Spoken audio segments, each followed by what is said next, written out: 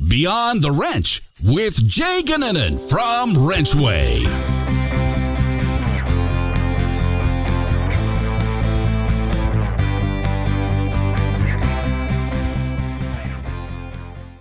Welcome to Beyond the Wrench. My name is Jay Goninen, and I am your host. On this week's episode, we had the pleasure of being joined by my good friend Lucas Underwood. Lucas is the president at L&N Performance Auto Repair, and for those of us on the independent side of the business, maybe not necessarily as much the dealer side, you know Lucas. Lucas is everywhere, and he brings it. He brings a lot of great insight, a lot of great passion, and is just really, really focused on making this industry better. And it was a lot of fun to have this conversation, and just we cover everything, right? We talk about process. We talk about getting new technicians in the door, and maybe ways that we can improve our leadership skills. I think that's something that lacks across our industry in some levels, and something we can all work on, including myself. So being able to sit down and have a good, candid conversation with Lucas about leadership and about building process and about so many different things was a lot of fun, and one of the really, really good people in this business, and one that I'm proud to be associated with and have him on the podcast. This episode was brought to us by our friends at Caliber Collision. Caliber Collision's repairs and warranty give you peace of mind, but their exceptional customer service puts your mind at ease. They are a preferred partner of the nation's leading vehicle manufacturers, and their technicians receive ongoing, comprehensive, industry-recognized training and utilize the latest technology to ensure that we restore your car back to manufacturer standards. Great partner of ours at Caliber Collision. If you haven't, make sure you go check them out online. As far as this episode, this was one of my favorites. It gets somewhat emotional towards the end of the podcast, and there's a reason why. I would love to dedicate this episode to a good friend that we lost in Anthony Williams. Anthony, we're thinking of you and your family, and really everything that you brought to the industry. And this episode's for you. And you'll those of you listening will understand why as you listen through. So enjoy this week's episode, and we'll see you next week.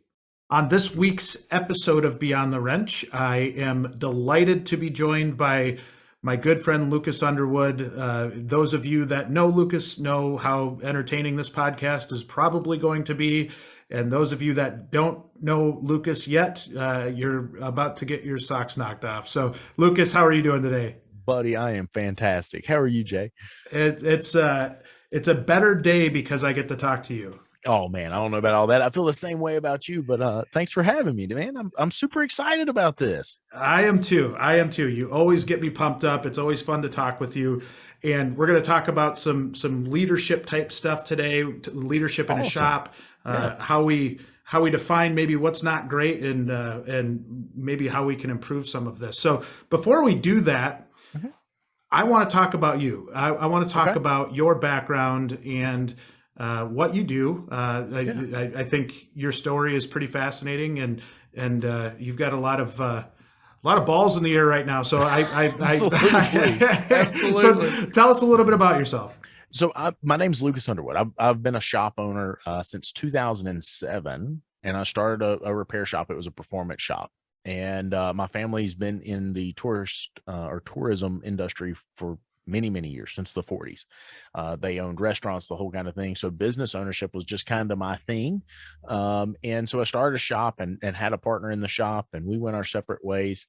And I want to say probably 2010, I looked at my wife and I said, this isn't working. Right. I was the technician. I was the toilet cleaner. I was the service advisor. I was everything. Right. And in that, I went to my wife and I said, I want to train to be the best technician that I can be. Right. And so she said, that's funny you say that. Look at this. And she hands me this postcard for an event in Cary, North Carolina called ASTE. I walked through the front door of ASTE, had never been to an automotive training in my life, walked through the front door, and the executive director, who I had no clue who he was at the time, is standing at the front door, and he says, "You're Lucas Underwood." And I'm like, looking, do I have my uniform shirt on? I'm like, man, how does he know that? And, he says, I've got a question, man. I've just got to ask. And I said, what's that? He said, I see that you're a shop owner, but you're taking all these technical classes. And I said, listen, shop ownership's not for me. I can make more money having a job. Why would I do this? And he said, would you humor me? No, I'm from the South. Somebody says, would you humor me? You pretty much got to say yes. Y'all don't use that against me. And so long story short, I ended up in 2 management classes. First one was by a man named Malin Newton. And Malin tells a story about Disney and this experience he had in Disney. And as he's telling this story, he says something. He said, oftentimes shop owners and service advisors and technicians, they believe that customer service is how they feel about the client. It's not that. It's how the client feels about you. I'm like, oh, heck, I've been doing this wrong. And the next class was by a man named Rick White. Rick went on to be my business coach later on in life. And I sit down in this class and Rick said, listen, I know you're stressed out. I know you don't think you've got the time to be here. I know you don't have the money to be here. And I understand why. But I also understand you've been trying to reinvent the wheel. If you'll spend 10 minutes with me, I can show you a way that this business works. This business has been around for many, many years. It can be profitable. Let me show you the way to do that. It doesn't have to be like this. It doesn't have to be stressful. And here we are. That was 7, 8 years ago. Gosh, longer than that now. God, we probably shouldn't. Yeah, you're getting old now. I know. Yeah. And so at that time we were doing $14,000 a month. And now in the same size space, same size staff, the whole 9 yards, we're doing $125,000 a month with basic, right? We're not talking about advanced systems or anything like that. We're talking about very, very basic changes in the business. And so in this whole transition of growing and getting better at owning a business and becoming a business owner, in the same respect, I joined a group called ASOG, or the Auto Shop Owners Group, and really developed a passion because I realized there were a lot of people, a lot of shop owners, and I've got to drop this in here.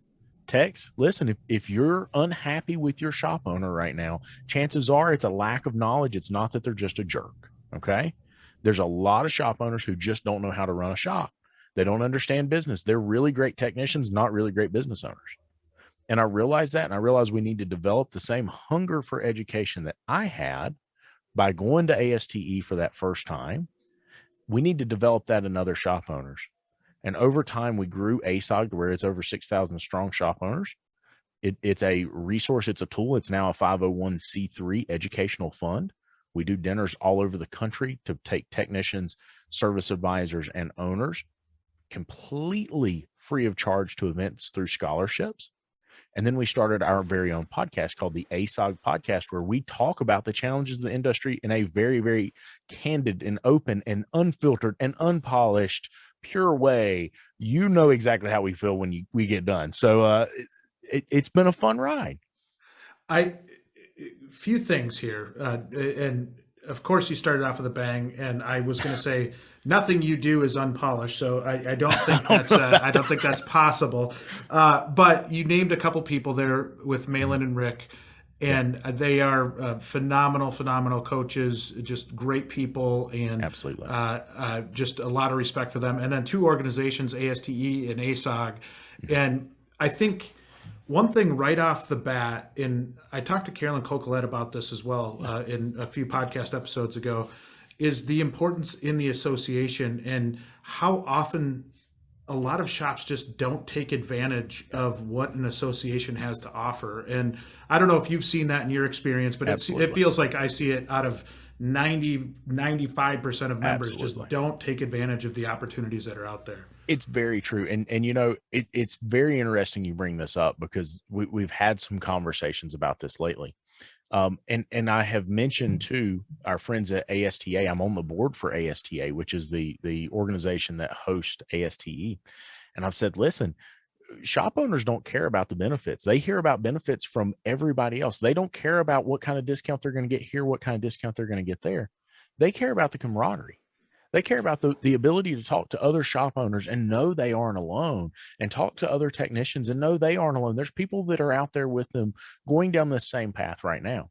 Jay, it's tough to share this story, but I think it's important to share this story. I was in a shop a couple weeks ago, and I'm not going to share who this man was, but I was talking to him, And this is important for me, for shop owners to hear this. It's important for service advisors to hear this.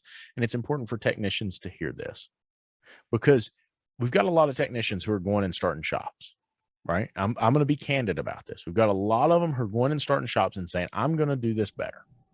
And I watched a very, very similar situation just a few weeks ago. I went into a shop and was talking to a man who had been running the shop for 20 years. And he said, I've got to be honest with you. You've been in here a bunch of times. I'm going to be completely candid about how I'm feeling. And I said, how's that? He said, I'm contemplating suicide. And I said, do what? Like, what's going on? What's wrong? He said, Lucas, he said, here's the deal, is I recognize right now, the only way out of this shop is I either die working on cars or I commit suicide. And I said, that's the most ridiculous thing I've ever heard. There's a way out. He said, yeah, but you go to those meetings and it's them trying to sell you something. I said, no, that's not what this organization is. He said, yeah, but then you go to those meetings and they're trying to brag about their shops. I said, no, I promise that's not what this is. And he said, really? I said, yeah. I said, this is about getting to a different place than you are right now, because I promise those aren't the only two ways out. And so we begin to talk. And he shares with me that he was a technician and he semi-inherited this shop. He was working in the shop. The owner died. The wife didn't want it anymore. Here you go. Take it and run with it. And I said, the realization is that you've got to understand your job changed the minute that happened. No longer are you a technician. You were a business owner. It's not the same job. And that's where the association steps in, is because they provide the resources. They provide the tools to an owner like that who does not know. Right? They provide the camaraderie.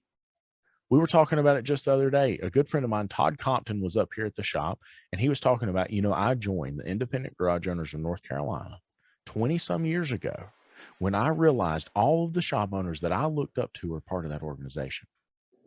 That's when I joined, because I realized that their leadership had made them successful, and I wanted to see what it was. I wanted to hear them tell stories. I wanted to hear the war stories. So I understood, because I didn't know the right questions to ask. And I thought that was just such powerful knowledge, It is. Man, what a powerful story that is too. And I look, prior to my dad having a coach at his shop, and this story really relates to me, or it hit home with me, because it was less than 10 years ago. He came to me and he's like, he's in his 30th year of business this year. Right. And it was probably year 22, 23. He came to me. He's like, Jay, if somebody came and said they wanted the shop right now, I'd give them the keys and walk out. Right. I'm like, man, you put so much time into this. You put so much hard work into this. Right. And you're willing just to step away. And that was when we started entertaining conversations about getting some business help. And he was totally the technician turned owner. Right. Didn't like necessarily the phone side of things, even from the start. Back when he first started, when I was a kid, I remember like the damn phone just stopped ringing. I'm like, even as a kid, I was like, oh, those darn customers keep calling and wanting me to work on their I know, man. I'm telling you. I don't know why they're bothering me during my lunch hour. It's ridiculous. But I think it all lends itself to leadership in shops. And that's really what we're talking about today. Absolutely. And I think a big part of that problem is, or maybe not even problem, just the way the industry's been for a long time, is that so many managers in this business have a technical background. Yes. And are really, really stuck working in the business rather than on the business. Amen, and buddy. They haven't been taught a better way. And when they don't understand that, and they don't understand a P&L, and they don't understand just general leadership and how to get people to follow you, it makes their life a nightmare. And absolutely, it's sad. It's overwhelm. It's overwhelm. Right? What is it that we're looking at? We're looking at overwhelm. And the reason being, and I make this post almost every single day in ASOG, the purpose of an auto repair shop is not to fix all the cars. If you fix all the cars, you're out of business. The purpose of an auto repair shop is to fix all the cars you can profitably in 40 hours a week. Right? Because if you run out of cars, you're out of business. Yeah. You could fix cars indefinitely and never get anywhere. You can fix 100 cars a week and never be profitable. You can fix 1,000 cars in a week and never be profitable. You can generate $1 million in gross revenue and not be profitable. right? And so I think we miss that. And the problem is what that leads to, from my estimation, is overwhelm, right? Because they're fighting as hard as they can to fix all the cars and just get the cars out the door, just get the cars out the door, get the cars out the door. And it's an age-old story. I do it all the time. Listen, just get out of my way. Fine, I'll fix it. Right? If you've ever read the book Clockwork, the same dude that wrote Profit First wrote a book called Clockwork, and he's like, it's a proverbial cycle. Michalowski or something like that. Listen, you're from up north. You can say it. I'm not going to butcher it, buddy. You're not talking me into that one. Long story short, like, he talks about, this is a cycle. And they will hire somebody, and then they'll be like, hey, listen, it would be easier if I just did it myself, because, and I have been there, right? I have 100% been there. And you're right. Like, we don't know how to lead.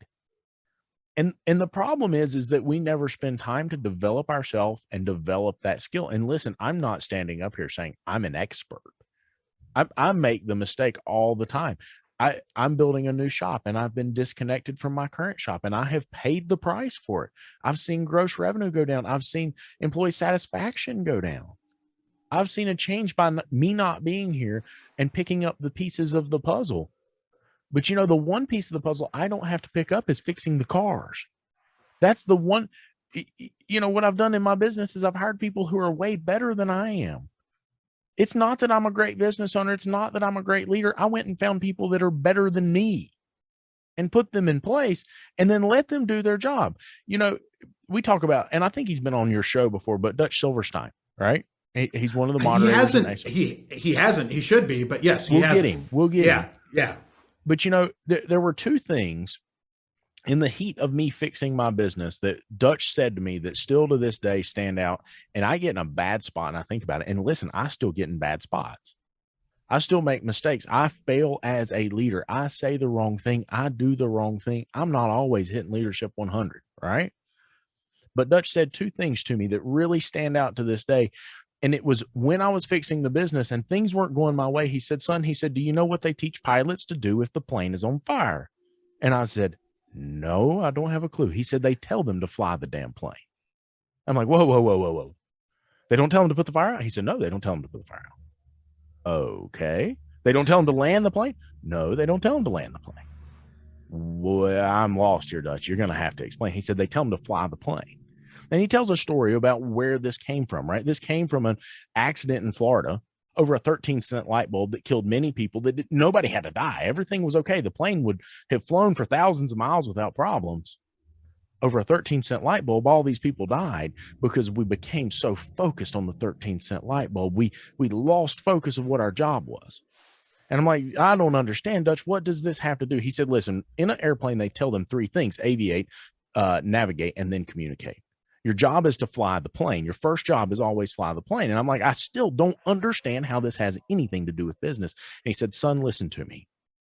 The number one thing you've got to do is focus on safely and reliably repairing cars for your clients so their vehicles are safe and reliable. That's your number one focus. If you can do that, the rest will come into place. Do a good job, right? Okay, Dutch, that makes sense. Like, when the rest of the business is falling apart, if we can get people in place that can properly repair automobiles, we can work on the rest, but do the core of what the business is: safe and reliable auto repair. That's the number one focus. Not fast, not out the door right now, not cheap, safe and reliable. Okay, Dutch, he comes at me with this, and he said, now listen, there's something else you need to know. He said, when you're flying an aircraft, he said, there's something they always told the pilots, and it was that you can delegate all of the authority in the world in regards to that aircraft, but at the end of the day, it's all still your responsibility. You could put somebody else in charge of that whole plane and they could fly it, but at the end of the day, you couldn't look at them and say, you flew that plane into the ground and it's your fault. No, you were the pilot. It was your responsibility. I'm like, I like the first one a lot better, Dutch. Right? Man, is that like, a good story though? I mean, know, right? Oh, and he says, listen, he said, I know you like the first one better, but at the end of the day, your business is your responsibility. You take ownership of everything that happens in it. So, son, listen, if something's not working right, that's you. That's not your employees. That's not some magical creature over here. That's not because the way the shop's designed. That's you. That's your leadership that got you there. And son, I'm going to tell you, if you don't like where you're at, you got to do something different. And so far too often we hear shop owners that say, I'm unhappy, man. My techs are idiots. My service advisors dummy, and they're not doing their jobs, and I've got to do everything myself. No, it doesn't have anything to do with them. Your focus is in the wrong place. The focus needs to be on where the problem really lies. And I hate to tell you, it's a nasty feeling to realize this. The problem always lies right here. It's never anyone else. It's always you. Man, it so hits home with me because that's something I talk to a lot of owners, managers about, is the looking in the mirror part of leadership and understanding what you're not great at.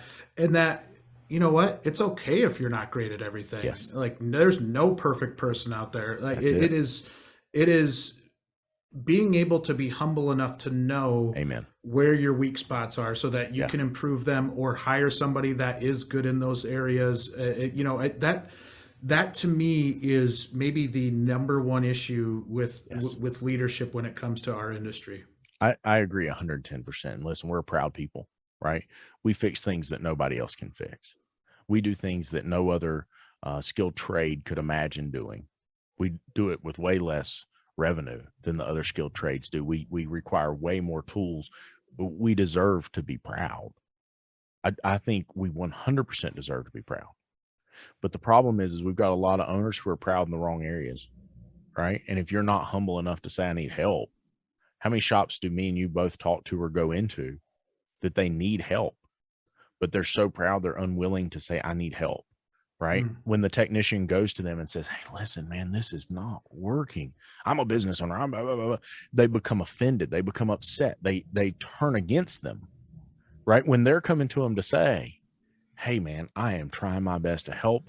Maybe we could look for some knowledge. Maybe there's a better way to do this. You see, we all look at each other like we're against each other in this industry, and that's not the case. And there's a lot of shops who have figured this out, right? Leadership, time and time again, has built a wall, right? And when I say leadership, I'm not talking about the act of leading your shop. I'm talking about the position of leadership. The shop owner has built a wall that says, you can't access me. Just fix the car. Fix the damn car. That's all I want done. Just fix the damn car, right?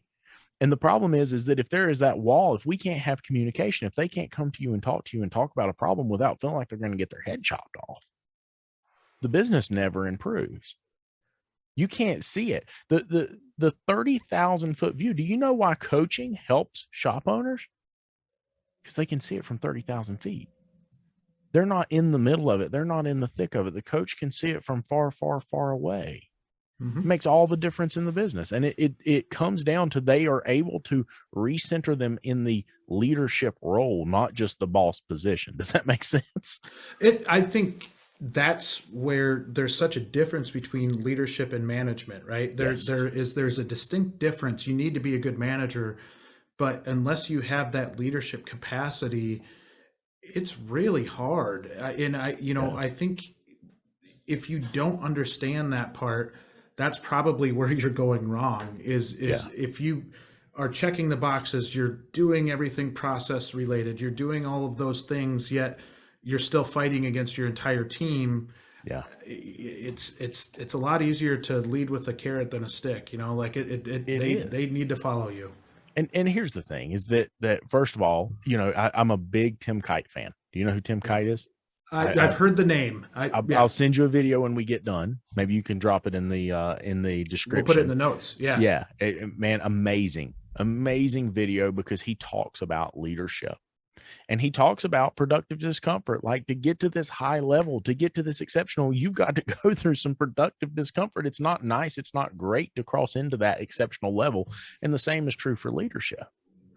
And he talks about many different facets of leadership and the fact that oftentimes this blame game turns our team against us because everybody's trying to blame somebody else. And that happens all the time in repair shops.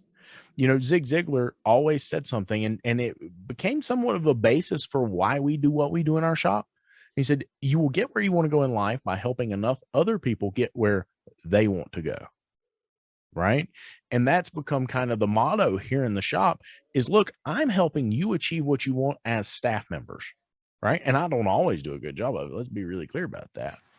But my job is to help you get what you want. Your job is to focus on the desired outcome, right? And this is where shop owners, in my opinion, get it wrong, because what is the desired outcome? A lot of shop owners, if you ask them that, they'll say, I don't know. They'll spend 30 minutes thinking about it.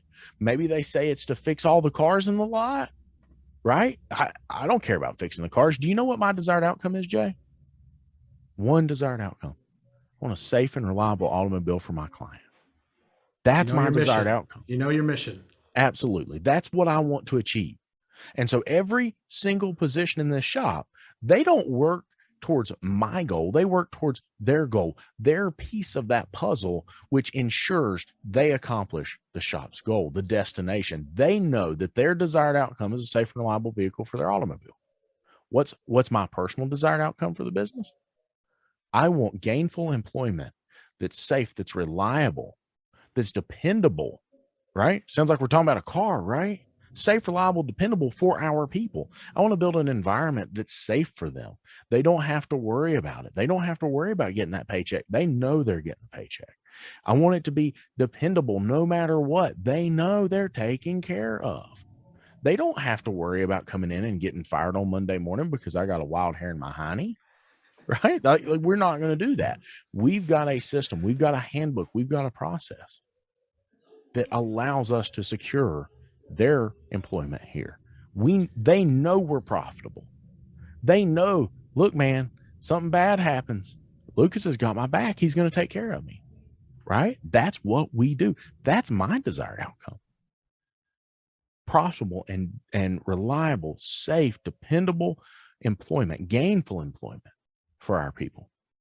And what you do in building trust in that type of relationship trumps everything else, right? Yeah. Because if they do feel that you're dependable and reliable and that you're not going to throw a fit every time something goes wrong. I've worked at places like that before.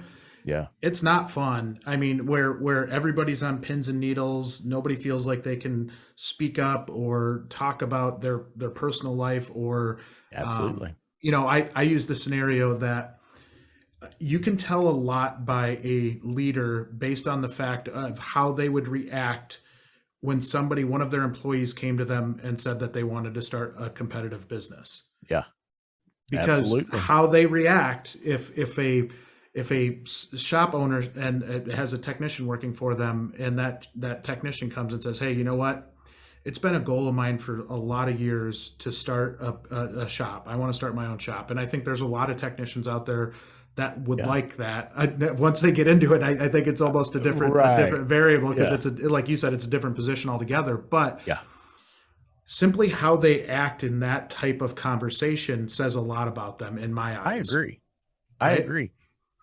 And because so go ahead. Here's the thing. Let's go down that rabbit hole, right? Let's talk about that a little bit. So maybe that's part of what's wrong right now. Maybe that's part of why we have the bitter old shop owner who can't see a way out because nobody did that for him. Right. And I even remember back a few years, there were a few independent shops, but it seems like we've got more independent shops now than we did when I was growing up. And all those guys and gals worked for dealerships. And I don't care what anybody says. If you read flow charts and you go to a dealer level training, you're quickly going to realize that has nothing to do with teaching you how to properly diagnose or repair an automobile. It's follow the steps, right? Their interest is not training you to be an absolute master technician. They might call it a master technician. And I'm not saying anything bad about the dealerships. Please don't misunderstand. I'm just saying it's not their prerogative, right? It's not their desired outcome. It's not what they're trying to achieve. They're trying to achieve something where you can repair a vehicle under warranty. That's their desired outcome. That's what the manufacturer's job is. We sell cars. We don't necessarily fix them. And so if we're thinking about this from the standpoint that the last generation who is currently running repair shops, they came from the dealer in a lot of ways, and they started their own shop, that dealer mentality is not necessarily going to work when it comes to managing and leading an independent repair shop. There's nothing wrong with the dealer mentality. It's just a different world. It's a different business. It runs differently. And so if we continue to say, we're not going to teach you how to run a repair shop, you might be my competition, guess what happens? You end up with a shop down the street that's charging half of what you are, that's not making any money. The dude's subsidizing your client's repairs with his money that's supposed to send his kids to college and beat his retirement because he doesn't know better. Whereas if you, Mr. Shop Owner, take him in and let me show you how the business works. In a lot of cases, you're going to find that he says, whoa, hold on. I don't want to do bookkeeping. Sorry, buddy. That's part of the job. I don't want to clean the toilets. I'm sorry, buddy. That is also part of the job. I mean, like, I'm not saying that because I don't want you to be a shop owner. I'm saying that because you need to know before you get there, that's the job. Let me show you what it is. Let me show you how to do pricing. Let me show you how to speak to the client. Let me show you how to handle an uncomfortable situation and have those talks that you don't want to have. Look, I am a firm believer. I tell my guys all the time, every hard conversation that you come across, you better take that opportunity to have that hard conversation. And they say, what in the hell are you talking about? It is so important to learn to have hard conversations. The things that you know that other person doesn't want to hear what you have to say. The sooner you do that, you'll realize they're not going to rip your head off. They're not going to bite you in two. They can't eat you, right? You're going to live through it. But that's a key to leadership, is having the hard conversation. And if we can't teach others to lead, you see, Jay, what I've learned about ASOG, what I've learned about ASTA, or what used to be IGONC here in North Carolina, is it's not so much about being a great leader in these organizations. It's not so much about being, the know-all automotive technician. No, it's about teaching it. Because when you start to teach it, it really, it convicts you, because you say, oh, I know I should be doing that. And I just told this guy to do it, but I'm not doing it. I better go do this. Right. So you get better. Isn't that the truth? But you begin to talk about it, and you begin to grow as a leader through talking about it, and you're learning from other people. You're developing as a leader, right? We bring technicians into the shop and we say, hey, listen, just go back there and fix cars. 4 model years later, if he's not had some training, dude doesn't even know what he's working on anymore. Even if he's got the best service information in the world, we're getting ready to make a shift to EV. If he doesn't understand how that system works, there's no way he's going to be able to properly repair it. Well, it's the same thing with leadership. The dynamic changes every single day. We're dealing with maybe the best explanation is in 2007, when I started the business, I was dealing with a different type of client than I'm dealing with right now. Our society has changed. What they desire. We're dealing with an Amazon world right now. We were dealing with a McDonald's world then. We're dealing with something different. We talk to people differently. If you're not developing as a leader and learning new skills and tactics, man, you can't just own a business and say, I'm not going to learn, I'm not going to grow. You can't just own a business and say, you know what, it's on cruise control. I've got a service advisor and a technician. I'm going to step away. I'll just pay the bills. It's not real life. Anybody who tells you that's lying to you. I promise. I know. Well, I so much good information out of what you just said there. Video is becoming an increasingly important tool for recruiting technicians. WrenchWay Shop Talk videos gives technicians an inside look at what it's like to work at top shops across the country. Shops share all kinds of authentic, unscripted videos that gives an inside look at the shop's culture, people, facilities, and benefits of working there. You can also filter videos by location and category. To check out what it's like to work at shops in your area, visit app.wrenchway.com/shoptalk. Maybe I'll frame this as a question more so than anything, but how much of it has to do with that technician sitting in the shop and saying, hey, I see what they do up there, and I see what they're charging, and I know what my salary is, and there's a big difference between the two, and I maybe don't quite understand it, but I just don't think they're doing it the right way. I'm going to go out and do it myself. I think that's a lot of it. And I think that for so long, and I don't really do a good job of it because I'm just getting my feet under me in this area. But for so long, we failed to go to our technicians and teach them financial responsibility, right? Like, I know nobody wants to hear that, but a lot of times we have these guys who say, I won't get out of bed for $35 an hour. listen, you need to understand that it'd be great if all techs earned $120,000 a year. There's some areas of this country that are not going to support that. Yeah. There's no way around it. I'm not a big demographics guy. I think we're a long way from where we should be. But I'm going to tell you right now that the cost of living in rural North Carolina is not what it is in New York City. So I think we have to recognize that when we talk pay. And I know we're not talking pay, but I also think that they have to recognize the liability that's associated with it. We have to teach them about the financial aspect of the business. Now, there's some financials they don't need. There's some financials they probably should not have. And that's just for the security of the business and the security of others' employment, right? That just the rules. That's the way it is. Business, yeah. Right.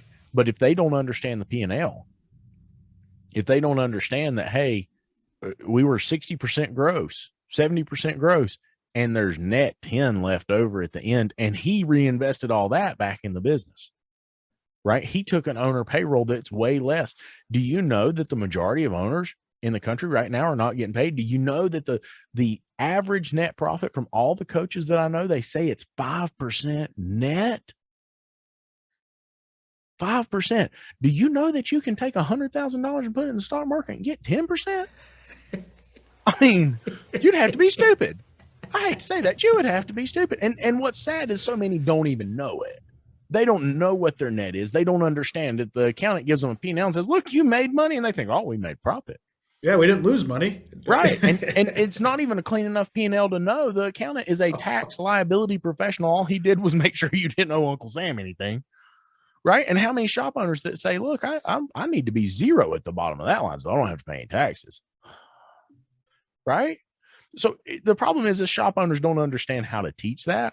They don't understand how to teach the financials.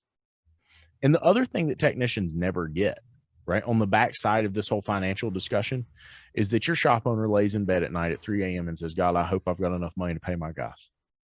Oh, man, if something happens, I hope that I can take care of them, right? And over the years, you get better and and you have better problems, right? Like I told Rick years ago, I said, hey, I just want to get rid of all my problems. He said, son, when you get rid of all your problems, you're dead. Let's just get some better ones. It's pretty good life advice. Yeah, I know. Valid point, right? and so, like, when we talk technicians understanding the ownership and leadership role, it's impossible to understand.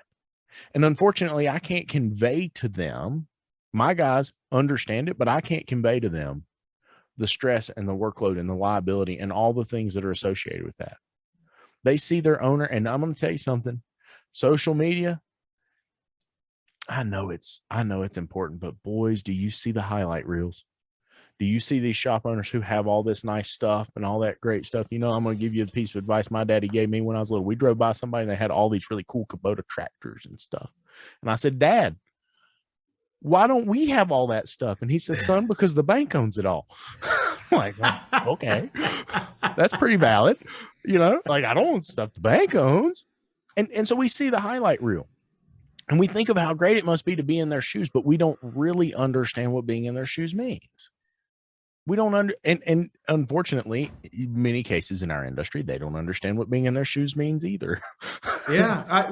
And I think you bring up a really valid point, because not only do they not know, I don't know that they care, right? Like the technicians don't want to hear about how hard your life is when they're underneath a car and it's 100 degrees out and that's it. You know, they've got exhaust coming down. Like we've all been in that situation, and it's not fun up here in Wisconsin in the middle of winter when salty snow is like dropping in your face. That is so miserable. It's like it's in your eyes. Yes, the worst. And so the last thing you want is the owner coming out or the manager coming out and saying how stressful their life is, because you're like, are you kidding me? Like, look. Exactly. And we all have different levels of stress. We all deal with different things. I used to think the snowy vehicles were the worst until I started working on Porta-John pumpers. Those are really just way. And some of these agriculture if you've guys, ever had a bad day at work, like it's not as bad as that. Exactly. So some of the agriculture guys, man, the bullshit, quite literally that they deal with, I'll pass. I'm good. You know, there are some spreaders out there that have some questionable stuff in them, and it smells. Oh man. You're right. They don't understand and they don't want to understand. But the problem is they have to understand if they want to become a business owner. Yeah. Right. And from my perspective, from where I sit, and it is something that plagues me, right? I have found minimal success or decent success with my business, right? We're getting ready to go into a bigger shop. We're finally to where we're not thinking about money 7 days a week. We're okay, right? We're not struggling. I've done okay. I'm not there yet, right? And one of the things that plagues me, one of the things that I stress about, and one of the things that I think we have really failed to do in our industry that's led us to this, and it really ties back into this leadership, is that we have a responsibility to our people. We have a responsibility to the people who work for us. We have a job to do. And when I say that I believe in taking care of our people, I take that very, very seriously. That is my job, right? Beyond anything else, that is my job. And Jay, here's the problem. We don't have a plan for them. Why do they want to go start their own shop? It's because we don't have a plan for them. When you talk to a technician who says, listen, the problem is when I hit 50 years old, I'm not going to be able to do this anymore. And you don't have a position for me. I'm going to slow down. And you're not going to be able to keep me on the line anymore because I'm too slow. What else am I going to do? I don't know how to do anything else. I've never learned how to do anything else. I don't have a 401k. I don't have retirement. I don't have all of these things. Now, the business's responsibility is to be profitable enough to do that. And I understand in a lot of cases right now, the reason that we're not is because we have, as I said earlier, subsidized the repair for the client with money that was supposed to pay for those things. 100%. Yep. We were too worried about telling a client something they didn't want to hear than we were about taking care of our people and having the money in the account to do that. We just assumed beyond anything else, I don't need to do that. Look, I'll just be a little bit cheaper. That was our marketing strategy. I'll just be a little bit cheaper and we'll get more cars. Yeah, that's exactly what it is. And so now here we are. We've got a 50-year-old technician. And we got to say, Bobby, I'm sorry. Man, you can't fix cars anymore. I don't have anything for you. They didn't plan ahead because they never had financial education. We didn't plan for them properly. And that is a lapse of leadership industry-wide right now. I don't care what anybody says. I feel horrible about the fact that we've got people in this position. So, we got to do something about that. That's the number one leadership problem we have right now. That's why the guys feel like they need to leave and go somewhere else. We've got to give them the tools, to train themselves. We've got to give them the pay to be able to put some stuff back. We got to offer 401k. We got to offer retirement. And I know this is not about pay, but if everybody's leaving, right? It is. If everybody's leaving, why? Why are they leaving? You know, we were at, we hosted a panel. I was on a panel and hosted it for Cecil at the iScan conference at the I4ABE Center in Ogden, Utah. And as I sat there, I'm a big believer in letting people say what they want to say. I know there's a lot of panels. I know there's a lot of stuff where we've had these discussions in the past. And when things started to get a little bit heated, we moved the discussion away. Now, if you had seen the look on Cecil's face when I didn't stop this discussion, you would have absolutely paid money to see it again. I definitely would. Sorry, Cecil. But somebody in the back of the room stands up and says, you guys talk about EV and all this other stuff. You're asking me to work for $30,000 a year. This is bullshit. Yeah, it is. You're exactly right. It's a valid comment. And so this discussion goes around and around, and the coolest thing ever happened, right? The coolest thing ever. I actually talked about it to Cecil in one of our podcasts. It was one of the last ones out. This man on the top of the balcony raises his hand. He said, I've got a question for everybody. And they all looked up at him and he said, do you like what you do? And every single hand in the room went up. Now that's cool. 100 and some people in the room, and there was not a hand down anywhere in that room. The problem is not that we don't like what we do. We love what we do, or we wouldn't be doing it. But we've got to make it rewarding to do it, Jay. We've got some work to do. And look, this is the task of leadership. We have let our people down for far too long. We've not done the work that we need to do to take care of them. We've not done the legwork to get them their retirement, their 401k, their medical insurance. And I'm not going to stand here and lie to you and tell you that I've got all those things in place right now. But we've got to do the legwork now to get there. because look, I don't want to work till I'm 70 years old. I probably will because I'm a dummy like that, but I don't want to do that. I want to be able to enjoy my life. I don't want to have to work 6 and 7 days a week. I don't want to not be able to take off and go take a vacation. How do we fix that? I think that is part of leadership that maybe we don't talk about, right? Is having the insight to be able to say, hey, you know what? If our people are our most important asset, what are we doing to make their lives better? Are we Yeah, offering a retirement plan? If we're not, what are we doing to make sure that we get that? Can we bring in a financial advisor to talk to them? Can we bring in a Dave Ramsey absolutely. consultant to talk, through budgeting, personal budgeting, to make their lives better? That's leadership. David, who I do the podcast with, Yeah, great guy. over the past couple of years, he's talked about this thing he does in his shop where he sits down and he spends 30 minutes to an hour with his people. Now, I'm going to tell you something. A lot of shop owners are going to cringe when they hear that, and it's because they don't feel like they've got the time. I can't pull somebody out of production for 1 hour, right? And they're like wondering what in the world we're doing. We're taking off and we're going to training for a whole week. We just took the guys to Orlando, took the whole shop to Orlando for STX, and we'll take off and we'll go to Cary for ASTE, and then we go to all these other shows, and I take one staff member to each one of them, right? And so something that came from that, as I heard David continually talk about these meetings where he was talking to them, was something that hit me that we never ask, and it's because it's a hard question. Are you happy? Maybe you got to ask yourself that. You got to ask your staff that. Are you happy? What does happiness look like for you? You can run out of time really quick. You don't know how much time you've got. You can turn the corner tomorrow and your time can run out. You better enjoy it. My daddy always told me from the time I was very little, he said, son, the destination's the grave. You better enjoy the journey. You better enjoy the ride. Right? And that's true. Something we don't think about a lot. And we don't want to. We put it to the back of our mind. Don't we have a responsibility to look at our staff members and say, are you happy? What can I do to help? I may not have all the solutions. What can I do to help? If we don't start making some strides to try and make things better, look, Jay, there's going to be consolidation.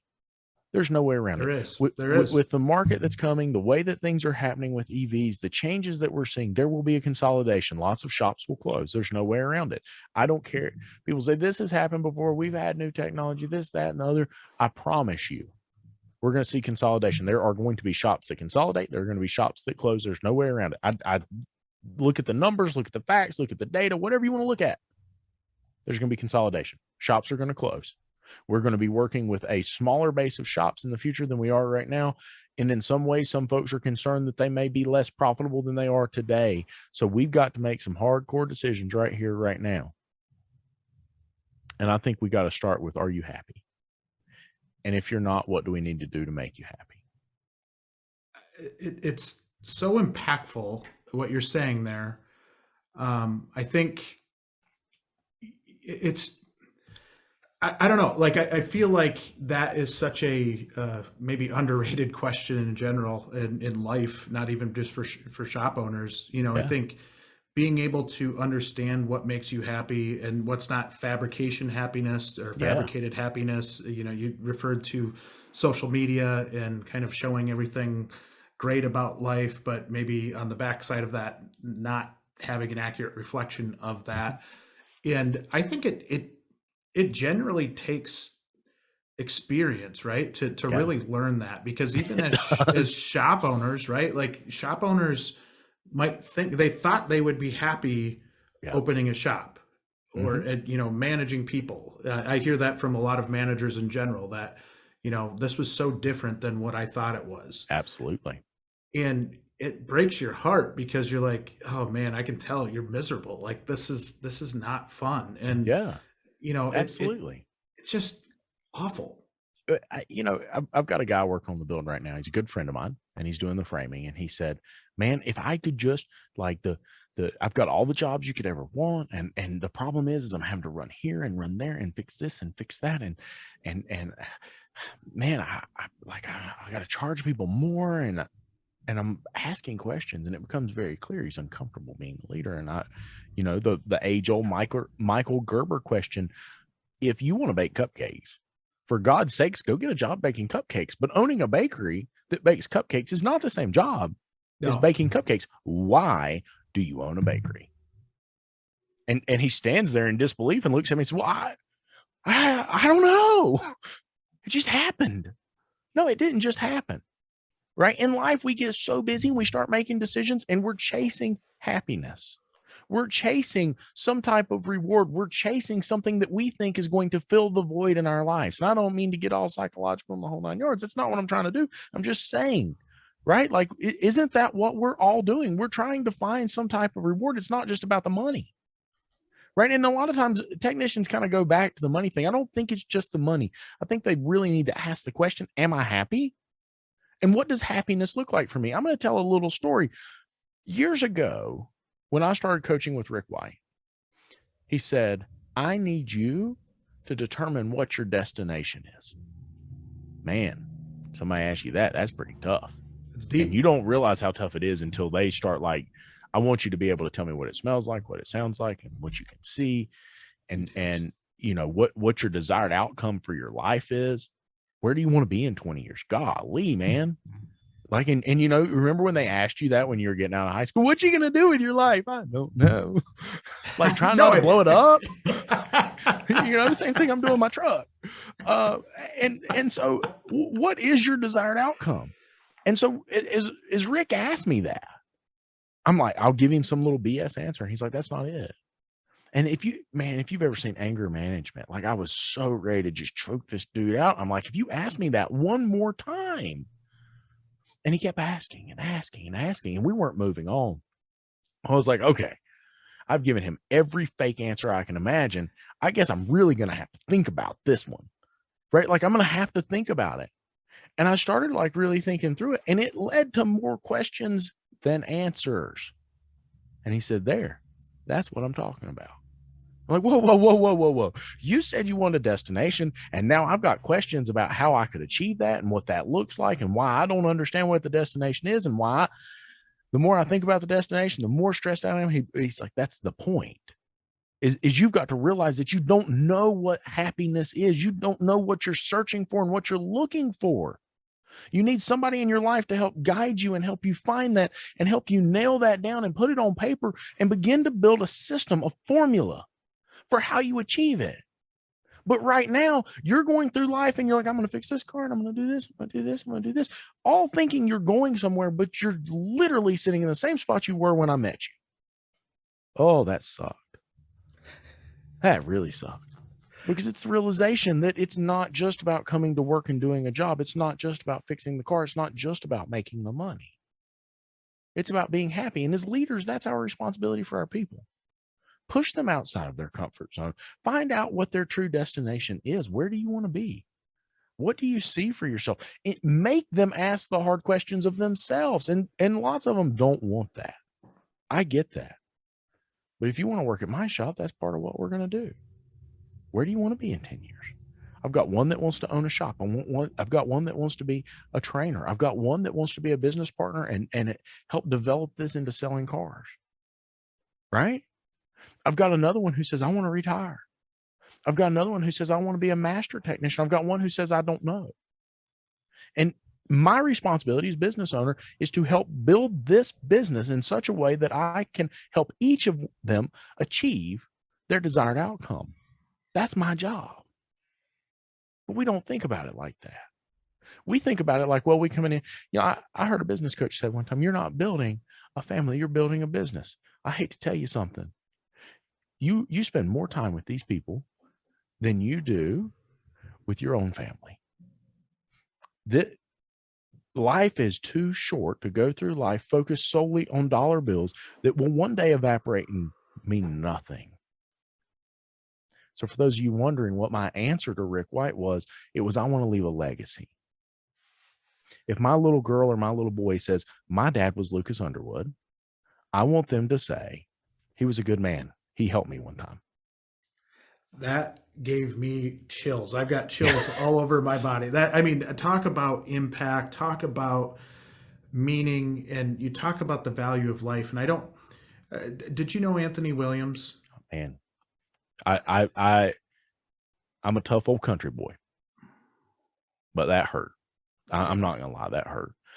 We were at the same event, and a good friend of mine and I had gone to the grocery store, and he said, "I'm going to meet Chris and Anthony, and I will talk to you later." And I did not hear from him the next morning. I thought, that's really weird.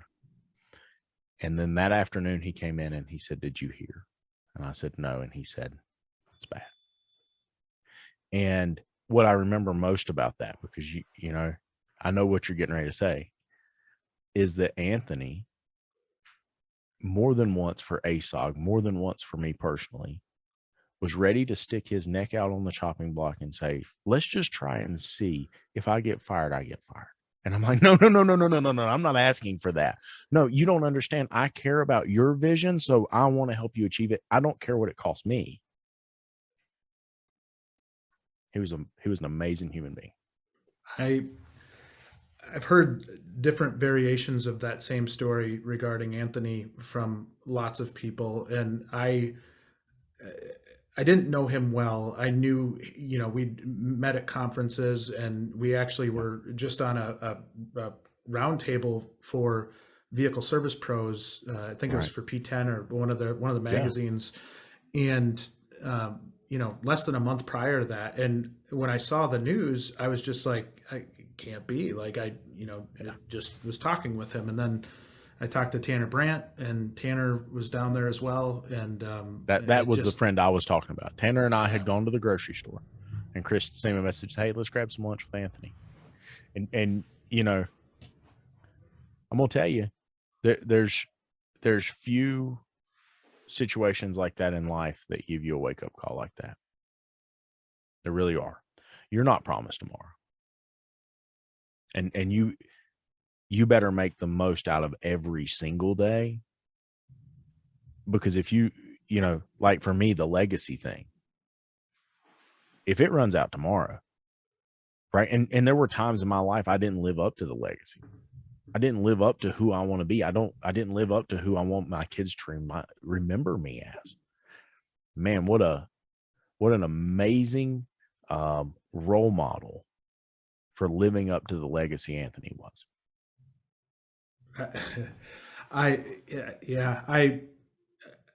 The legacy thing, and we talk about leadership, and we talk, to bring it back full circle.